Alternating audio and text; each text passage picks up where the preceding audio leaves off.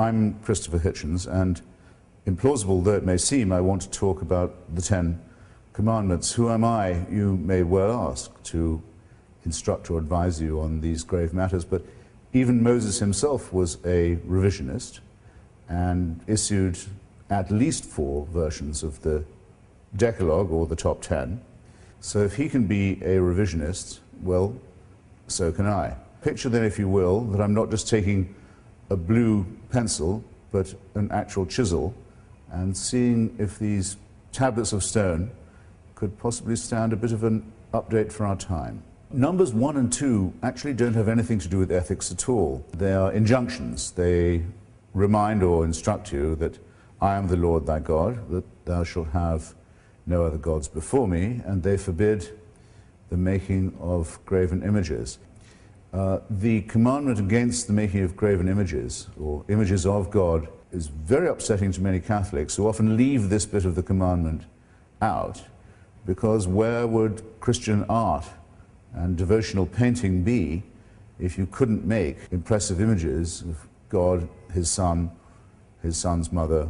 Then we are rather sternly ordered not to take the name of this God in vain, and it's then added rather superfluously that you won't be held guiltless if you do take the name of this Lord in vain. Well, no one has ever worked out exactly how to obey this commandment. Is it taking the Lord's name in vain to shout, God is great, while blowing yourself up and killing innocent people? Some say it's obedience to the law of God. When I say God knows, I really mean I think that nobody knows. It's usually wise when promulgating eternal laws to be clear about what you mean. Remember the Sabbath day to keep it holy. The Christians who want this inscribed in courtrooms and in schoolrooms would end up taking Saturday off rather than Sunday, because this program of commandments is actually a program for the establishment of a fundamentalist Jewish state. Commandment number 5 enjoins that thou shalt honor thy father and thy mother, which seems reasonable enough. It's an interesting commandment because when given in full, it says that if you do so, you will have a longer tenure of the land that's been promised to you. It's one of the few commandments that comes with an inducement, if you will.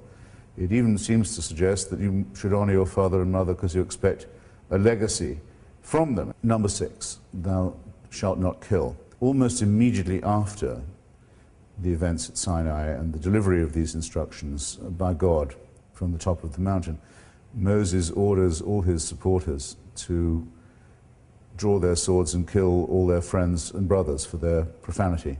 Number 7, thou shalt not commit adultery. The Turkish government, an Islamic party, recently tried to make this actual law in Turkey itself, but failed. It's difficult to see why this well-known offense should be classified with murder and theft and perjury. Usually the punishment for those who commit it is what you might call self-inflicted. Commandment number 8, thou shalt not steal. Very little to quarrel with here.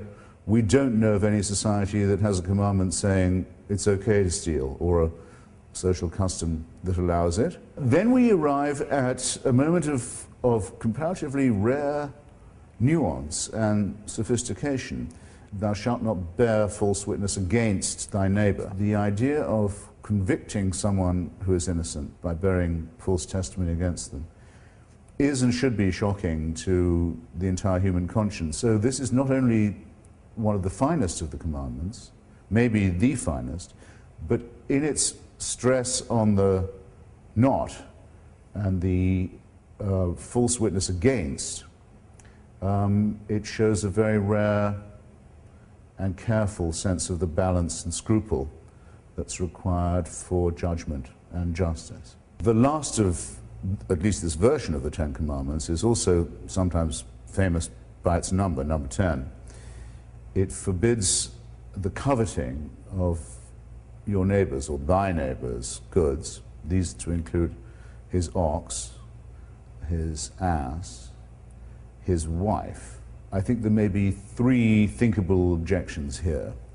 First and most obvious, it considers the female of the human species to be equivalent to the chattel. Second, by way of objection, it's the only commandment that punishes thought.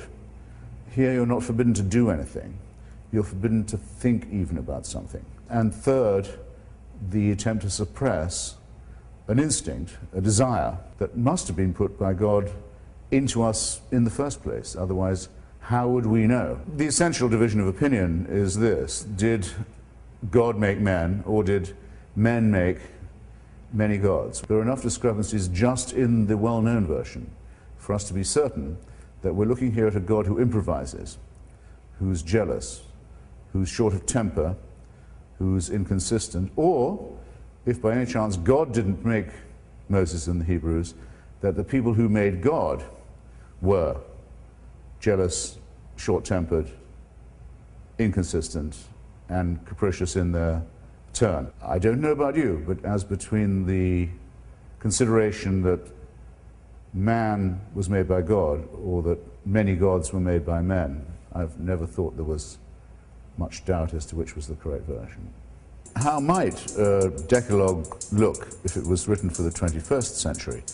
I never quite trust myself beginning a sentence by saying, "Thou shalt not," but let's see if we can adapt this famous question. Number one, do not condemn people on the basis of their ethnicity or their color. Number two, do not ever even think of using people as private property or as owned or as slaves. Three, despise those who use violence or the threat of it in sexual relations. Number four, hide your face and weep if you dare to harm a child. Number five, do not condemn people for their inborn nature. Why would God create so many homosexuals only in order to torture and destroy them? Number six, be aware that you too are an animal and dependent on the web of nature. Try and think and act accordingly. Number seven, don't imagine that you can escape judgment if you rob people with a false prospectus rather than with a knife. Number eight, turn off that fucking cell phone. You can have no idea how unimportant your call is to us. Number nine, denounce all jihadists and crusaders for what they are: psychopathic criminals with ugly delusions and terrible sexual repressions. Number 10, be willing to renounce any god or any faith if any holy commandments should contradict any of the above. In short, don't swallow your moral code in tablet form.